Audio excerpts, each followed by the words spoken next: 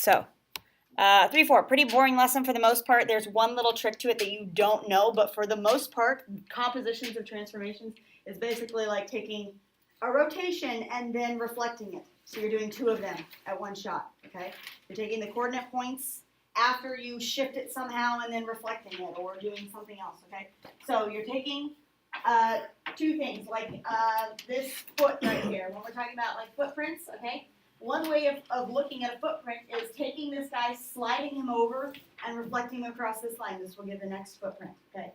Taking that foot, sliding it over, and reflecting it across the middle line. That will give the next footprint. Does that make sense? That's a composition of transformations. You're sliding, reflecting to get the next footprint. Sliding, reflecting to get the next footprint, okay? So there's 2 things that are going on, not just one. Now, if I'm doing 2 things, will my figure still stay the same shape, same size?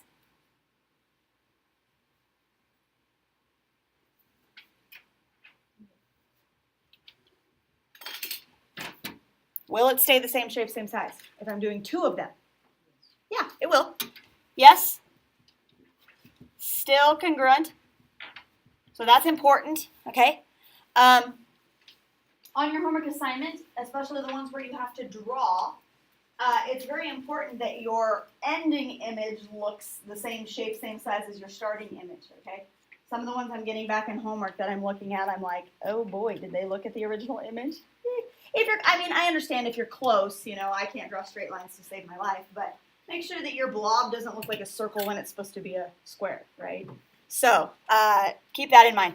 They should be congruent images, all right? So let's start with this first one. Example 1, triangle JKL has vertices of 6. I'm just going to write these out here. 6, -1, 10, -2, and 5, -3. Okay? We are doing 2 things. 2 things. The first thing is translating 0, 4. What does that mean? What does 0, 4 mean? We're shifting it left, right, up, down. What? Over 0. Oh, over 0 up 4. I'm going left, right, 0. So my x-coordinate shouldn't change. This should stay 6 and stay 10 and stay 5. But it's going up 4. So I'm adding 4 to each one of these y-coordinates, which should make 3, 2, 1 if I add 4 to each one of those, yeah? Now, I'm not going to plot that yet because now the last thing I want to do is I want to reflect that across the y-axis, okay? The rule for reflecting across the y-axis, do you remember? Take something reflected across the y-axis. You make the x negative. Do you switch the x and y? No, just the x becomes negative, so it does this. This is the rule, okay? So we're going to take these points now, and we're going to do that to them, okay? -6, 3, -10, 2. We're going to run out of room on this page. -5, 1. Okay? So 6, -1, 10, -2. I'm just guessing out here. And 5, -3. This guy right here. I'm going to go ahead and show the middle step so that you can see what he looks like.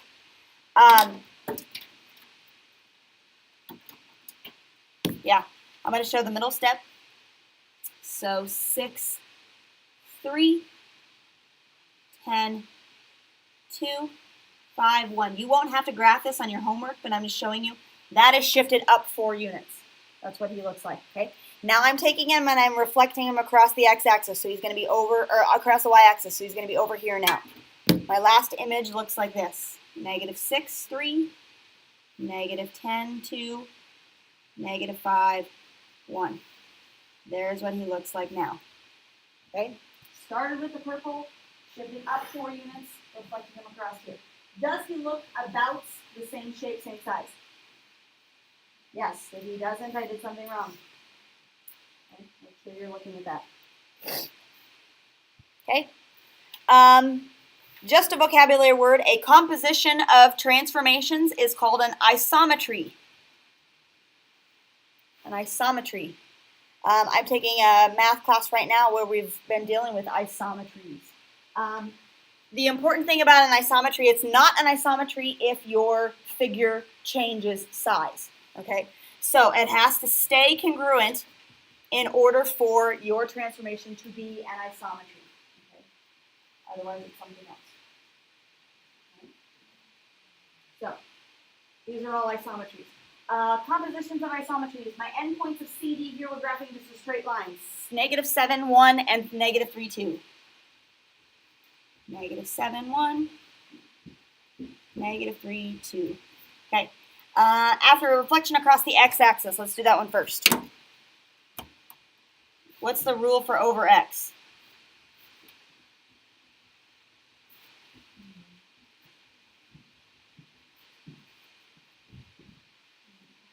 X negative y, yes. We're just changing the y coordinate. So my new coordinates are -7, -1, -3, -2. Okay. All right, and then we're rotating at 90 degrees about the origin. Okay, so do you remember what that rule was? Yep, you switch them, and then the first coordinate becomes negative, or the y becomes negative. Yeah. Okay. So I'm going to flip those around, and the y is going to become negative. Flip them around, I have -1, -7, but then making it negative becomes +1, -7. Yeah? Flipping them around, +2, -3. Okay? That's what he will look like. Yeah? Okay? Do you want to graph those? No? Yes? Yes? Yeah? Sure. Let's do it. There's only 2 points. -7, 1, -3, 2. This is my original line. Okay? The purple. -7, -1, -3, -2. We reflected it across the x-axis. Did we do that successfully? Does it look like it's reflected? Yes, it does. 90-degree rotation. Which way, when we rotate, it's going to be 90-degree counterclockwise. So what quadrant is it going to end up in? It's right here. It's going to end up rotating and being in the fourth. Yeah. So let's see if it ends up in the fourth. 1, -7, 2, -3. That's what he looked like. He basically rotated this way. Okay, that's what he will look like. So my ending image is the green one. Cool? Good? Okay. All right, now, somebody figured this out. This is actually like an engineering bit here. If I have like 2 mirrors, I think this happened in like tiny houses. They do this in like tiny houses. Okay? 2 mirrors set up. The image on the left is what I'm starting with. They are taking this image and they are reflecting this image over top of this line. Do you see that? Okay, they're taking him and they're flipping him over there. Then they have another mirror here, this line, they're reflecting him over top of that one. Okay, now do you see what the difference is between the starting and the ending? What do you see about the starting and the ending image? The starting and the ending image. They're the same, they're exactly the same position, right? They're like, they look exactly the same. The only difference is, okay, the 2 mirrors, if they are a distance of d apart, okay, if your 2 mirrors are a distance of d apart, then your starting image and your ending image will be 2d, right? So if I'm taking an image here, let's say it's a flower, whatever, and I'm reflecting it across this line, and these guys are 7 units apart. My flower is going to end up over here. I reflect it here, then I reflect it here, and he's going to end up actually sliding how many units? 14 units, right? That's exactly what happens, okay? So 2 reflections, write this down. 2 reflection equal a translation. 2 reflections are equal to a translation, always. Do you guys remember on GeoGebra? Was it GeoGebra or Desmos? I think it was Desmos. We did that project once, and they're like, if you do this, what's another thing that you can do instead? That was kind of trying to get you to this point. Like, if you're doing 2 flips, you might as well just slide it, right? It's doing the same thing. Okay, so there's that. Next,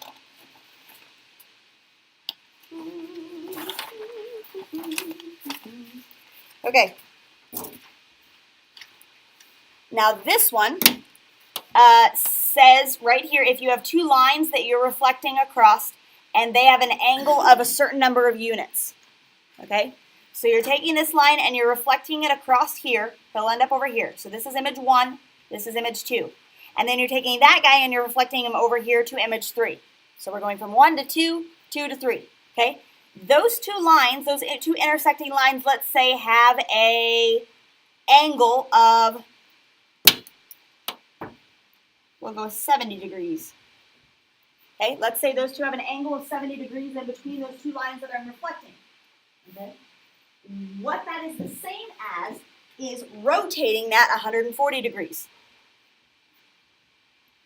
So, two reflections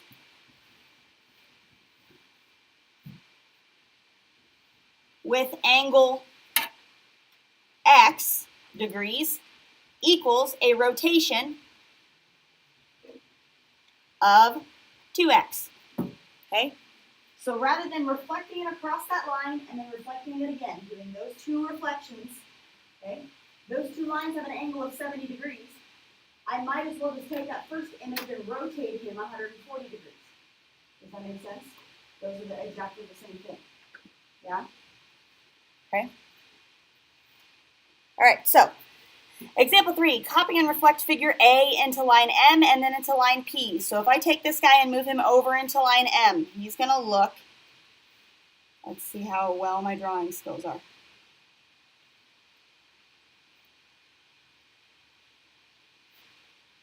Oh boy. Oh boy. Okay, that's what he looks like there. Now if I reflect him across P, so this is A prime, that's image A prime. A double prime is going to look like that. And now this image should look the same as that one. Right? It should look exactly the same. I reflected in here, reflected in there. Okay? Now, rather than reflecting twice, that's the same thing as translating him. How much? Rather than reflecting him twice across those two lines, look at how far apart the mirrors are. I could have just instead shifted him from here over to there how many units?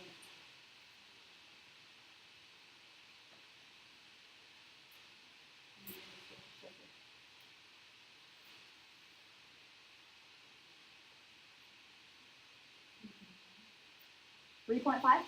$2.5? $3.5. You take 1.75 and double it? Yeah? So 1.75 times 2 equals 3.5. So you're translating him 3.5 centimeters instead. Instead of reflecting him, you could have just taken this image and slid him across 3.57 or 3.5 units over. Does that make sense? That yields exactly the same image. Okay? For B, reflection times 2 is going to be equal to, in this case, my two lines are not parallel to each other. They actually have a 60-degree angle, okay? So let's do the reflection first. He's going to do, oh my, something like that. That's what A prime is going to be. Okay? And then I'm going to reflect him across P. So here's a strategy I use. Figure out how far away like this is from the line and move it to the other side. How far away that is from the line, move it to the other side. How far this is away from the line, move it to the other side. That makes sense? Okay? And then draw your figure. So this is A double prime. Okay? In that case, what could we have done instead?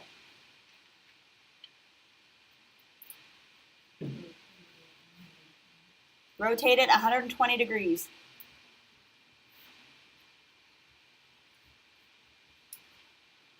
Okay? Rather than doing that, rotate 120 degrees. Does that make sense? Counterclockwise. All of these things, like putting stuff together, will maybe sometimes look like something else. We want the shortest way of moving something. We want to just move it once rather than moving it twice, like in front of twice. Okay? All right? Oh, my Lord. Determine the pre-image given the image of the composition of transformations. Okay, so this is what ended up happening. Okay, I want to find the original image. So what we did was we translated it along K. We shifted it over, and then we reflected it across line J. Okay, so if this is what we ended up with, we want to do those in a backwards order to figure out where we started. Okay, I know you're not, like, Emily's an artist back there. I am not. So just do the best you can with your flower, right? Make sure your stem is at least kind of in the right spot, okay? So we want to do these backwards. So what do you want to do first? What? Reflect it first. We're going to flip it back over this line. So, oh my Lord, don't laugh at my thing. I'm just going to do this. I'm going to say that's what he's going to look like. Okay? I'm not going to draw my leaves on there. Whatever. That's fine. We get the idea. Okay. So that's what he will look like after I reflect him back. Now, the translation, what will that look like? I want to slide him backwards. So I'm going to do the opposite of this. I'm going to actually slide him back this direction. Okay? I'm going to cheat with my paper.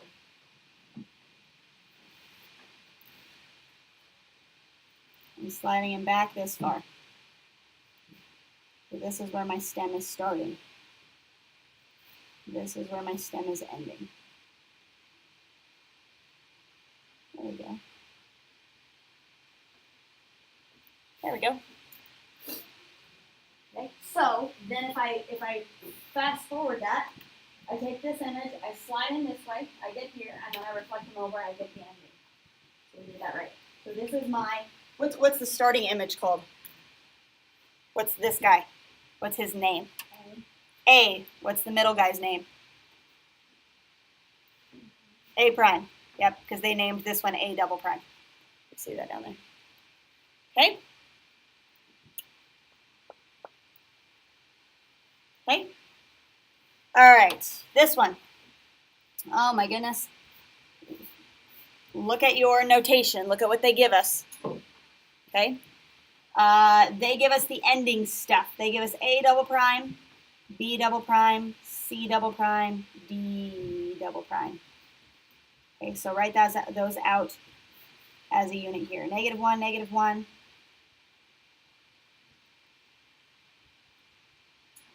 And -5, -1. Okay, so we've got to go back, and we've got to go back again. Okay, we've got to go 2 back.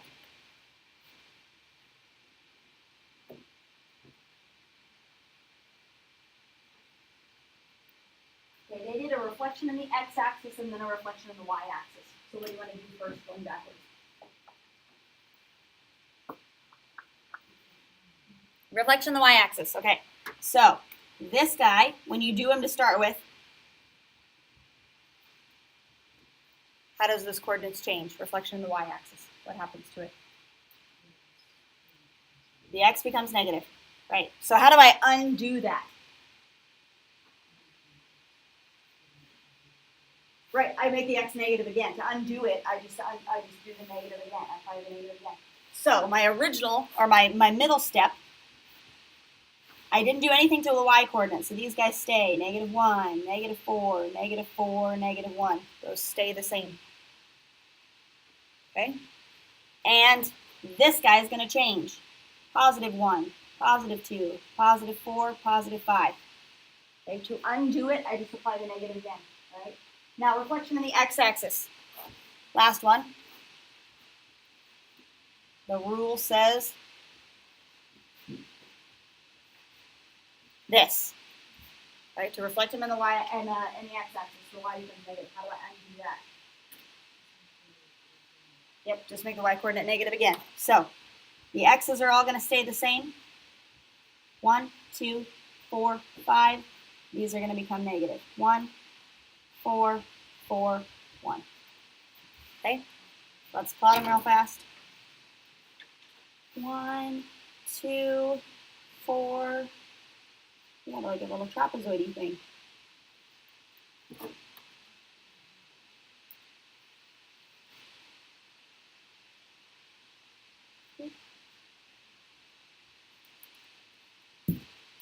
And then this guy.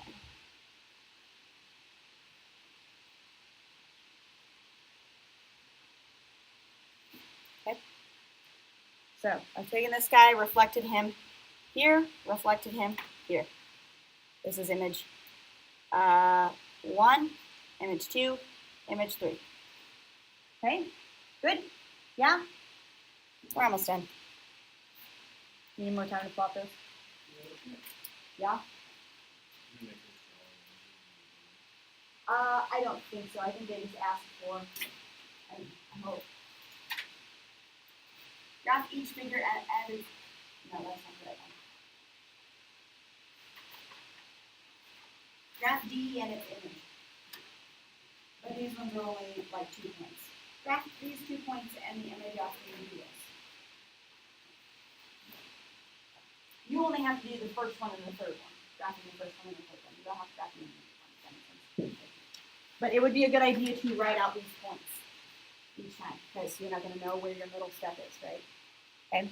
All right. Last page. What's important on the last page? Anything? Oh, summary. Summary. A glide reflection, a translation, rotation. The composition of 2 reflections in intersecting lines is a rotation. We talked about that. It's 2 times x degrees. That's what your rotation is.